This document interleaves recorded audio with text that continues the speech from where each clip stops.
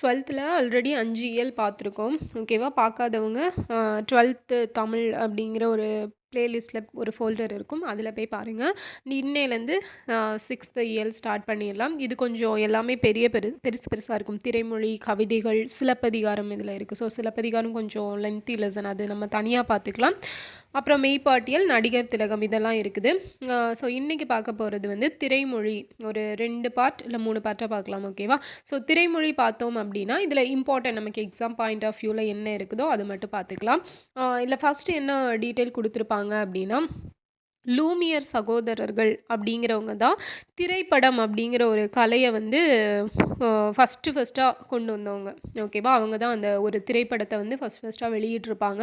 Next பார்த்தீங்க அப்படின்னா, ஆனால் இவங்க வெளியிடுறதுக்கு வந்து கருவிகள் எல்லாம் வேணும் இல்லையா? ஸோ அந்த கருவிகளை கண்டுபிடிச்சது யாருன்னா தாமஸ் ஆல்வா எடிசன். இவர் தான் வந்து அந்த உருவங்களை படம் பிடிக்கிற கருவியை வந்து கண்டுபிடிச்சாரு. அந்த கருவியை யூஸ் பண்ணி இந்த லூமியர் சகோதரர்கள் அந்த திரையிடும் கருவியையும் சேர்த்து திரைப்படம் அப்படிங்கிற ஒரு விந்தையை இந்த உலகத்துக்கு அழிச்சாங்க அப்படின்னு கொடுத்துருக்காங்க. அண்ட் அதுக்கு அடுத்ததாக கதையையும் சொல்லலாம், அந்த திரைப்படத்தில் ஒரு ஸ்டோரியையும் சொல்லலாம் அப்படின்னு சொல்லி கண்டுபிடிச்சது ஜார்ஜ் மில்லி அப்படிங்கிறவர். ஓகேவா? அப்போ இந்த நேம்ஸ் எல்லாம் ரொம்ப ரொம்ப இம்பார்ட்டன்ட். நெக்ஸ்ட் பார்த்தீங்க அப்படின்னா இதில் முக்கியமான பாயிண்ட்ஸ்னால் இந்த டூ யூ நோவில் வந்து உங்களுக்கு அந்த நாடகம் திரைப்படம் அப்படிங்கிறது ஒரு நாடகத்தோட குழந்தை அப்படின்னு சொல்லி கொடுத்துருப்பாங்க. ஓகேவா? ஸோ ஏன்னா ஃபஸ்ட்டு வந்து உங்களுக்கு மேடை நாடகங்கள் தான் போட்டிருப்பாங்க. அதுக்கப்புறம் தான் இந்த திரைப்படம் அப்படிங்கிறது அதுலேருந்து வந்திருக்கும். ஸோ ஒரு நாயகன் போல் மிடுக்காக உடை அணிந்து அந்த கதையை சொல்கிறவங்க, அவங்க பேர் என்னென்னா நரேட்டர் அப்படின்னு சொல்லுவாங்க இங்கிலீஷில். ஓகேவா? ஸோ அது கொடுத்துருப்பாங்க. நெக்ஸ்ட்டு பார்த்தீங்கன்னா சார்லி சாப்ளினோட வாழ்க்கையை பற்றி கொடுத்துருப்பாங்க. ஸோ இதில் என்ன சொல்லியிருக்காங்க அப்படின்னு நான் சொல்லிடுறேன். லண்டனில் தான் சார்லின் வந்து பிறந்திருப்பார். ஓகேவா? ஸோ அவங்க வந்து ரொம்ப ஏழ்மையான குடும்பத்தை சேர்ந்தவங்க தான். அவங்க அம்மா தான் மேடையில் பாட்டு பாடி சம்பாதிச்சுட்டு இருந்தாங்க. ஸோ ஒரு கட்டத்துக்கு மேலே அவங்களோட வாய்ஸ் வந்து ப்ராப்ளம் ஆயிரும். ஆனால் இவங்க சின்ன வயசுலேருந்தே சார்லி சாப்ளினுக்கு நிறைய ஸ்டோரிஸ் எல்லாம் சொல்லி கொடுத்துருப்பாங்க. ஸோ அதுக்கப்புறம் வந்து அவங்க அம்மாவுக்கு முடியாதோன்னே சார்லி சாப்ளின் என்ன பண்ணியிருப்பார், அவர் வந்து ஓகே இனிமேல் நம்ம தான் குடும்பத்தை காப்பாற்றணும் அப்படின்னு சொல்லி இவர் மேடை ஏறி ஆடி பாடி எல்லாம் அசத்தி சம்பாதிச்சுட்டு இருந்தார். ஓகேவா? ஸோ அதுக்கப்புறம் பார்த்தீங்க அப்படின்னா நடிகனாக மாறணும் அப்படிங்கிறது இவருக்கு ஒரு கனவாக இருந்திருக்கும். ஏன்னா அப்போ தான் இந்த குடும்பத்தை வந்து காப்பாற்ற முடியும்னு நினச்சிருப்பாரு. அதனால இவர் நாடக நடிகராக மாறி ஒரு குரூப்போடு சேர்ந்து அமெரிக்கா ஒரு அந்த அமெரிக்கா செல்றதுக்கான ஒரு வாய்ப்பை பெற்றிருப்பார். அப்போ அவரோட அந்த இமேஜினேஷன் பண்ணிக்கோங்க. சார்லி சாப்ளின் எப்படி இருப்பார், தொலை பேண்ட் போட்டுட்டு தலையில் ஒரு குல்லா வச்சுருப்பாரு. அப்புறம் மீசை பார்த்தீங்க அப்படின்னா ஒரு குட்டி மீசை வச்சுருப்பார் இல்லையா? ஸோ ஒரு சேட்டை பண்ணுற மாதிரியான ஒரு தோற்றம் இருக்கும்னு சொல்லி கொடுத்துருப்பாங்க. அண்ட் அந்த தோற்றத்துக்கு அவர் உருவாக்கி கொண்ட பேர் பார்த்தீங்கன்னா லிட்டில் ட்ராம்ப் அப்படிங்கிற பேர். ஓகேவா? என்ன பேர்? லிட்டில் ட்ராம்ப் அப்படிங்கிறது தான். ஸோ இது வந்து ரொம்பவே ஃபேமஸ். நமக்கு இப்போ வரைக்குமே சார்லி சாப்ளின் அப்படின்னா எவ்வளோ ஃபேமஸ்ன்னு நமக்கு தெரியும். சின்ன குழந்தைங்க முதற்கொண்டு எல்லாருக்குமே தெரியும். இவரோட ஊதியம் போலயே இவர் நாளுக்கு நாள் வளர்ந்துட்டு இருந்துச்சு இல்லையா? அதே மாதிரி அவரோட புகழுமே ரொம்ப பெருசாக வளர்ந்துச்சுன்னு சொல்லியிருப்பாங்க. அண்ட் வறுமை மிக்க தன் இளமை வாழ்வை இவர் என்னென்னு பேரில் படம் எடுத்திருப்பார்னா தி கிட் அப்படிங்கிற பேரில் எடுத்து அது வந்து ஒரு வெற்றி படமாக மாறி இருக்கும். அதுக்கப்புறம் யுனைடெட் ஆர்டிஸ்ட் அப்படிங்கிற ஒரு பட நிறுவனத்தை தொடங்கியிருப்பார். ஓகேவா? First movie the kid. இவர் தொடங்கின நிறுவனம் வந்து யுனைடெட் ஆர்டிஸ்ட். அவரது மேதமையும் திறமையும் the gold rush, the circus இந்த மாதிரி ஒரு காவிய படங்கள் எல்லாம் உருவாக்கியிருப்பார். ஓகேவா? அடுத்தது மரபான கருத்துருவுக்களை தன் படங்களில் சாப்ளின் உடைத்து நொறுக்கினார். பேசா படங்களில் சேட்டைகள் மூலம் புகழ்பெற்று அவர் பேசும் படங்கள் உருவான காலத்தில் தோற்பார் என, அதாவது இவரோட மூவிஸ் எல்லாம் பார்த்துருப்பீங்கன்னு நினைக்கிறேன். டயலாக்ஸே இருக்காது, ஜஸ்ட் ஆக்ஷன் மூலமாகவே எல்லாத்தையும் புரிய வச்சுருப்பார். ஸோ கொஞ்ச காலத்துக்கு அப்புறம் என்ன ஆச்சு அப்படின்னா பேசும் படங்கள் எல்லாம் வெளிவந்துச்சு. அப்போ இந்த படம் வந்ததுக்கப்புறம் சார்லி சாப்ளின் மூவிஸ் எல்லாம் ஓடாது அப்படின்னு சொல்லி எதிர்பார்த்தாங்க. பட் அப்படியெல்லாம் எதுவுமே நடக்கலை. அப்பயுமே இவரோட மூவிஸ் எல்லாம் பயங்கரமான எதிர்பார்ப்பையோட ஓடிச்சு. பயங்கரமாக எல்லாமே ஓடிச்சு. ஓகேவா? ஸோ சிட்டி லைட்ஸ் அப்படிங்கிற படத்தை எடுத்ததன் வாயில் அந்த டைமில் இவர் எடுத்து பேசா படங்கள் தான் எப்போவுமே பெஸ்ட் அப்படிங்கிற மாதிரியான ஒரு டாக் வந்திருக்கும். அண்ட் 3 ஆண்டு உழைப்பில் மாடர்ன் டைம்ஸ் அப்படிங்கிற படத்தை வந்து வெளியிட்டிருப்பார். ஓகேவா? ஸோ இதில் என்ன பற்றி சொல்லியிருக்கோன்னா அப்போக்கே தொழில்மய உலகோட கேடுகளை விமர்சனம் செய்த படம் இந்த மாடர்ன் டைம்ஸ். அப்போ இது கேட்கலாம், தொழில்மய உலகின் கேடுகளை விமர்சனம் செய்த மூவி நேம் என்னென்னா மாடர்ன் டைம்ஸ் அப்படிங்கிறது தான். இந்த சாப்ளினுக்கு பொது உடைமையாளர் அப்படிங்கிற முத்திரை வந்து விழுந்திருக்கும். ஓகேவா? அப்போ பல முதலாளிய நாடுகளில் அந்த படம் வந்து தடை செய்யப்பட்டது. இருந்தாலும் அந்த படம் வந்து ஒரு வெற்றி படமாக தான் இருந்துச்சு. நெக்ஸ்ட்டு வந்து அவரோட சாதனை படம் என்னென்னா த கிரேட் டிக்டேட்டர். இதோட ஸ்டோரி வந்து உங்களுக்கு பின்னாடி கொடுத்துருப்பாங்க, அது நான் சொல்கிறேன். அண்ட் இது வந்து 1940 வெளியேறி இருக்கும். ஸோ ஹிட்லர் வந்து ரொம்ப ஒரு புகழ் ஏணியில் ஏறி கொண்டிருந்த காலத்தில் அவரை விமர்சித்து வந்த முதல் படம் அப்படின்னா த கிரேட் டிக்டேட்டர். ஓகேவா? ஸோ இந்த ஹிட்லர் மாதிரியான வேஷத்தில் வந்து ஸ்டோரிஸ் இருக்கும். அண்ட் மனித குலத்திற்கு தேவை போரல்ல, நல்லுணர்வும் அன்பும் தான் அப்படிங்கிறத உணர்த்தியது தான் இந்த கிரேட் டிக்டேட்டர் அப்படிங்கிற மூவி. ஓகேவா? நெக்ஸ்ட் 1952 அவர் லண்டன் போயிருந்தப்போ பொது உடைமையாளரான அவரை என்ன பண்ணாங்க, நாடு கடத்தியதாக அமெரிக்கா சொல்லிருச்சு. அதுக்கப்புறம் அவர் சுவிட்சர்லாந்துக்கு போயிட்டார். அதுக்கப்புறம் அமெரிக்கா நாங்கள் பண்ணது தப்பு அப்படின்னு சொல்லி சாப்ளினை திருப்பி வந்துருங்க அப்படின்னு சொல்லி கேட்டிருப்பாங்க. அதே மாதிரி சார்லி சாப்ளினுமே அமெரிக்கா போயிருப்பார். அவருக்கு வாழ்நாள் சாதனையாளர் எனும் வகையில் ஒரு ஆஸ்கார் விருதும் கொடுத்துருப்பாங்க. ஓகேவா? ஸோ இதுதான் வந்து அவரை பற்றி இதில் கொடுத்துருப்பாங்க. நெக்ஸ்ட்டு வந்து இதில் முக்கியமானதுன்னு பார்த்தோன்னா இந்த லாங் ஷாட், மிட் ஷாட் அப்படிங்கிறதெல்லாம் கொடுத்துருப்பாங்க. நம்ம மூவியில் பார்ப்போம்ல. ஸோ ரொம்ப ஒரு தொலைவில் வச்சு அந்த ஷார்ட் எடுத்தாங்கன்னா அதுக்கு பேர் லாங் ஷார்ட்டு. ஸோ அதுதான் வந்து இதில் கொடுத்துருப்பாங்க. அது நமக்கு பெருசாக எக்ஸாம் பாயிண்ட் ஆஃப் வியூவில் தேவையில்லை. நெக்ஸ்ட்டு டூ யூ நோவில் வந்து என்ன கொடுத்துருப்பாங்க அப்படின்னா படம் காட்டுதல் மூலமாக தான் முதலாக தென்னிந்திய சினிமா தொழில் தோன்றியது. மனைவியின் வைரமாலையை விற்று சாமி கண்ணு வின்சென்ட் அப்படிங்கிறவர் ஃப்ரெஞ்சுக்காரர் டுபான் என்பவர்கிட்டருந்து 2500 ரூபாய்க்கு ஒரு ப்ரொஜெக்டரையும் சில அந்த குட்டி குட்டி படங்கள் வந்து வாங்கியிருப்பார். திருச்சியில் ஒரு கூடாரத்தில் படம் காட்ட ஆரம்பித்தவர் பின்னர் திருவனந்தபுரம், மதுரை நகர்களில் முகாமிட்டு எல்லா இடத்துக்கும் போய் இந்த படக்காட்சிகள் எல்லாம் காமிச்சிட்டு இருந்தார். ஸோ நெக்ஸ்ட்டு பார்த்தீங்கன்னா சென்னையில் இருக்கும்போதே சினிமா தொழிலை இங்கு நிறுவ ஒரு முக்கியமான அடியெடுத்து வைத்தார். ப்ரொஜெக்டர்களை இறக்குமதி செய்து விற்க ஆரம்பித்தார். இதனால் புதிய திரையரங்குகள் வர ஏதுவாயிற்று. இது எதில் இடம்பெற்றதுன்னா தியோடர் பாஸ்கரன் அப்படிங்கிறவரோட சினிமா கொட்டகை அப்படிங்கிற இதில் வந்து வெளிவந்தது தான் இந்த நியூஸ். ஓகேவா? வேறு இதில் இம்பார்ட்டன்ஸ் அப்படின்னு பார்த்தீங்க அப்படின்னா எக்ஸாம் பாயிண்ட் ஆஃப் வியூவில் பார்த்தோன்னா ஒரு பாக்ஸ். ஓகேவா? ஸோ இந்த பாக்ஸ் ஜஸ்ட்டு இது தெரிஞ்சுக்கலாம், இது நல்லாயிருக்கும். என்னென்னா கிரேட் டிக்டேட்டர் மூவியோட ஸ்டோரி. ஆக்சுவலாக இது சொன்ன மாதிரி என்னென்னா 1940 வந்து இவர் எடுத்த ஒரு படம் சார்லி சாப்ளின்.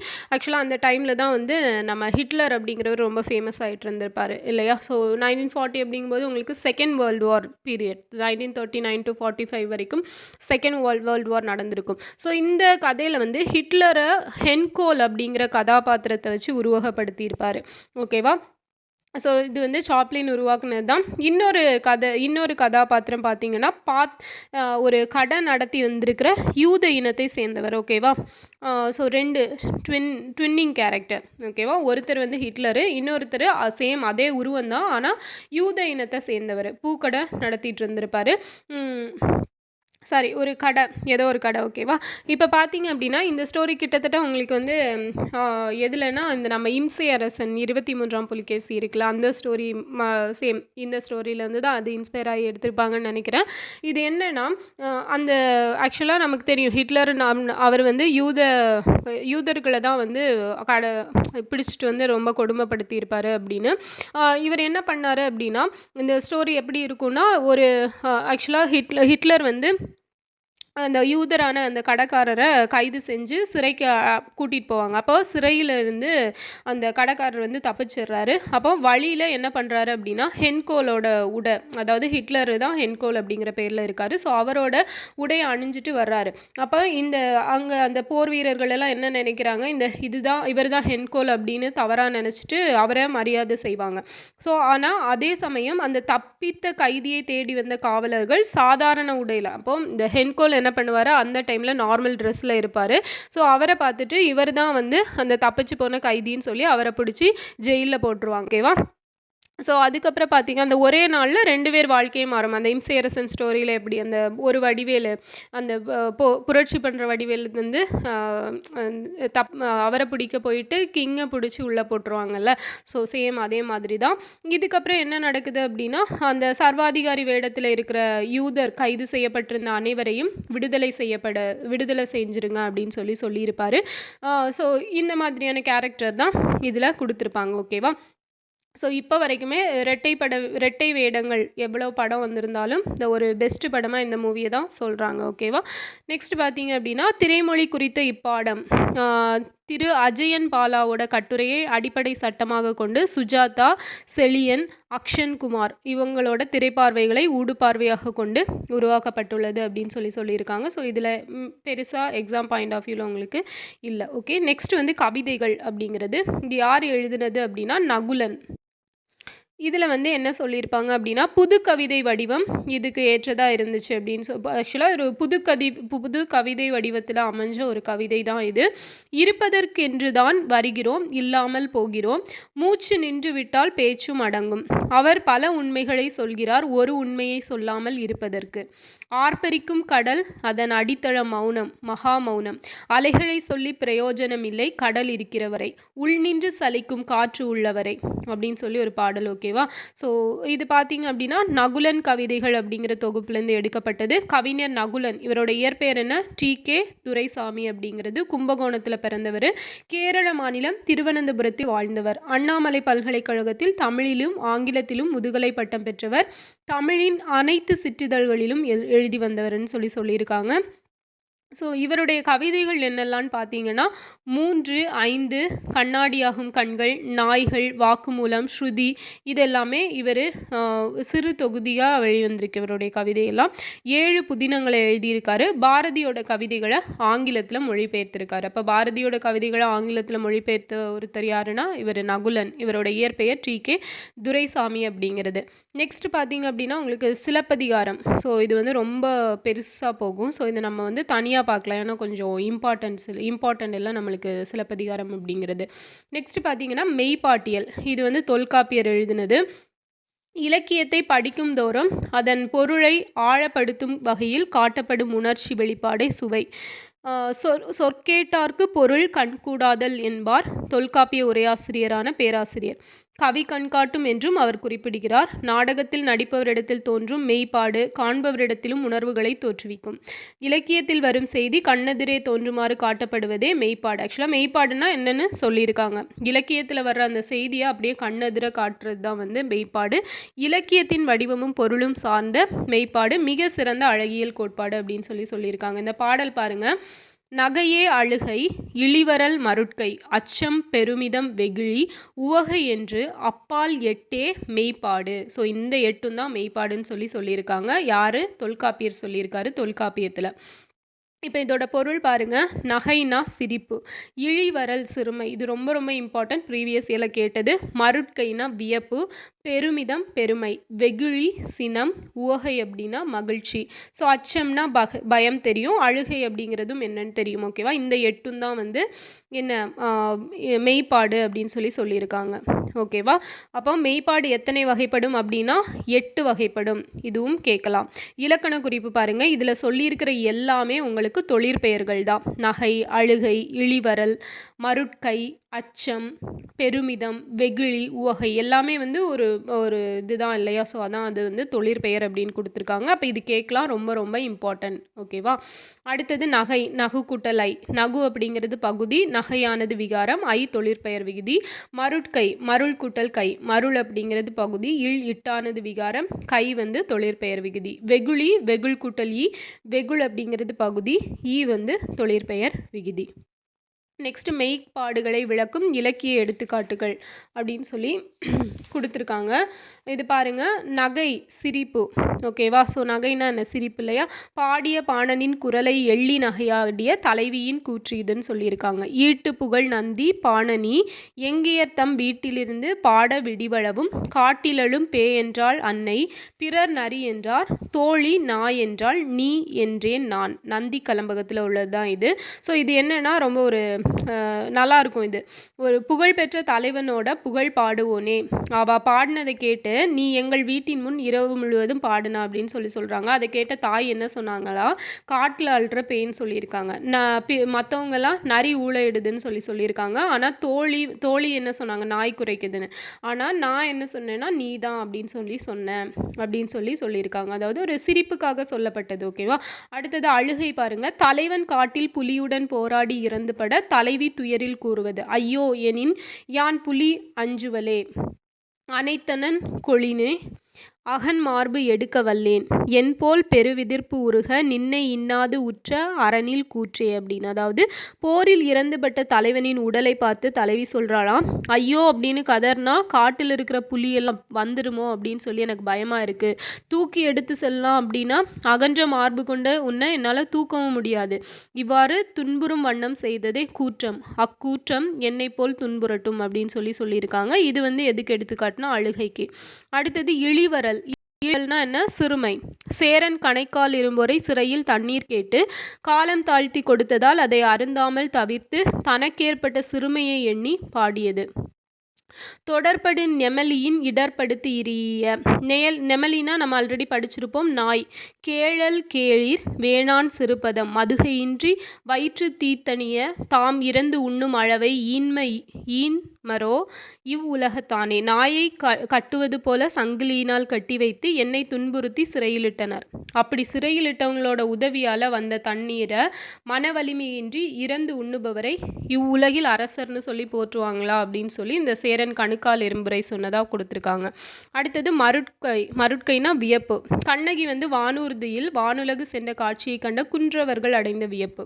திருமா பத்தினிக்கு அமரர்க்கு அரசன் தமர் ஈண்டி அவள் காதல் கொழுஞனை காட்டி அவளோடு எம் கண்புலம் காண விண்புலம் போயது இரும்பூது போலும். அதாவது இந்திரன் கோவலனோட பத்தினியாகிய கண்ணகியை விண்ணுலக அழைத்து சென்ற வியப்பான காட்சியை நாங்கள் பார்த்தோம் அப்படின்னு சொல்கிறது தான் இந்த பாடல். அடுத்தது அச்சம். யானை சினந்து வர மகளிர் நடுங்கி அஞ்சியதை வெளிப்படுத்துதல். மையேல் வேழம். வேழம்னா யானை. மடங்களின் எதிர்த்தர உய்வு இடம் அறியேமாகி ஒய்யென திருந்து கோல் எல்வழை கெழிப்ப நாணு மறந்து விதுப்புறு மனத்தேம் விரைந்து அவர் பொருந்தி சூர் உரு மஞ்சையின் நடுங்க. ஓகே, ஸோ இதில் என்னென்ன மிருகங்கள் சொல்லியிருக்காங்கன்னா, ஃபஸ்ட்டு யானையை சொல்லியிருப்பாங்க. அதுக்கப்புறம் அந்த யானை எப்படி கார்கால மேகம் இடிப்பது போல் முழங்குச்சான். ஓகேவா, அதான் சொல்லியிருக்காங்க. அடுத்தது உயிர் பிழைப்பதற்கு வேறு இடம் காண இயலாமல் மனநடுக்கம் அடைந்தோம், உயிரினும் சிறந்த நாணத்தை காக்க மறந்தோம், வளையல்கள் ஒலிக்க விரைந்து ஓடி சென்று அவனை சேர்ந்து மயில் போல் நடுங்கி நின்றோம் அப்படின்னு சொல்லியிருக்காங்க. இதில் என்ன, அந்த மஞ்சை அப்படின்னு இருக்குல்ல, அது மயில் அப்படின்னு. மடங்கள் அப்படின்னா என்னன்னு தெரியும், சிங்கம். ஓகே, வேழம்னா யானை. அடுத்தது பெருமிதம், பெருமை. பெருவீரன் ஒருவன் தனியாக பெரும்படையை எதிர்க்கும் பெருமிதத்தை குறிப்பிடுதல். உரு சுடர் வாளோடு ஒரு கால் விலங்கின் சிறு சுடர் முற்பேர் இருளாங்கண்டாய் எரிசுடர்வேல் தேங்குலாம் பூந்தெரியல் தேர்வேந்தே நின்னோடு பாங்கலாம் மன்னர் படை. அதாவது எரிதற்குரிய ஒளிமிக்க வேலையும் தேன் நிறைந்த பூமாலையும் உடைய தேர்வேந்தனே, வாளுடன் பகையரசனின் பெரும்படையை நான் தடுப்பேன், என் முன் அப்பெரும்படை சிறு விளக்கின் முன் இருள் ஓடுவது போல ஓடும் அப்படிங்கிறது தான்.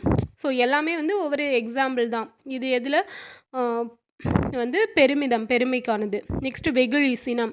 தன்னை இளையவன் என்று எழிய பகைவேந்தர் மீது பாண்டியன் நெடுஞ்செழியன் சொன்னது தான் இது. உரு துருப்பு அஞ்சாது உடல் சினம் செருக்கி சிறு சொல் சொல்லிய சினங்கெழு வேந்தரை அருஞ்சமன் சிதைய தாக்கி முரசமொடு ஒருங்கு அகப்பட்டே என் ஆயின். அதாவது தன்னை ஒரு எள்ளி நகையாடியவங்களை பார்த்து சினமிக்க வேந்தரை வென்று அவர்கள் சிதறி ஓடுமாறு போரிட்டு அவர்களது முரசையும் ஒருங்கே கைப்பற்றுவேன் அப்படின்னு சொன்னது யாரு? பாண்டியன் நெடுஞ்செழியன். அடுத்தது மகிழ்ச்சிக்கு சொல்லியிருப்பாங்க. மழைமேகத்தை கண்ட மயில் போல நீலவண்ணனாகிய கண்ணனை கண்ட குந்தியின் மகிழ்ச்சி. மண்டல மதியமன்ன மாசரு முகத்தினாலும் திண்டிரன் மருகன் தன்னை சென்றதிற் கொண்டு கண்டு வெண்டிரை மகர வேலை விரிப்புனன் முகந்து தோன்றும் கொண்டலை மகிழ்ந்து காணும் குளிர்பசும் தோகை போன்றாள். அதாவது முழு நிலவு முகத்தை போன்றவள் குந்தி. ஓகேவா, திறன்மிக்க மருமகன் கண்ணனை எதிர்கொண்டாள். கண்ணன் வராரு, வெள்ளலை நிறைந்த நீல கடலின் நீரை முகந்து வரும் மேகத்தை கண்ட தோகை மயில் போல் மகிழ்ந்து, அந்த மயில் அந்த மழை மேகத்தை கண்டா எப்படி தோகையை விரித்து ஆடும், அவ்வளோ சந்தோஷமா, அந்த மாதிரி குந்தி இருந்தாங்க அப்படின்னு சொல்கிறது தான் இது. உயிர்ப்போன் செய்தது காண்போர்க்கு எய்துதல் மெய்ப்பாடென்ப மெய்யுணர்ந்தோரே. இது வந்து செய்ற்றியமில் கொடுத்துருக்காங்க. ஓகேவா? ஓகே. இப்போ இதில் பார்த்தீங்க அப்படின்னா தொல்காப்பியம் பொருளதிகாரத்தில் மெய்ப்பாட்டியல் அப்படிங்கிறது இடம்பெற்றிருக்கு.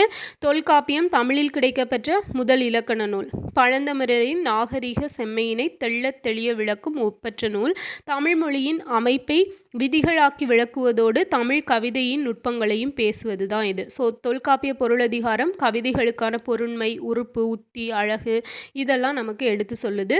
தொல்காப்பியத்தின் ஆசிரியர் யார்? தொல்காப்பியர். அவரை சான்றோர்கள் என்னன்னு சொல்கிறாங்க? ஒல்கா பெரும்புகழ் தொல்காப்பியம் என்று போற்றுகின்றனர். நூல் முழுமைக்கும் யார் உரை எழுதியிருக்கா? இளம்பூரணர். இது ரொம்ப ரொம்ப முக்கியம். தொல்காப்பியம் நூல் முழுமைக்கும் உரை எழுதியது இளம்பூரணர். ஓகேவா? ஸோ இன்றைக்கி இது போதும். மீதி இருக்கிறத நெக்ஸ்ட் வீடியோவில் பார்க்கலாம். ஓகேவா? தேங்க்யூ.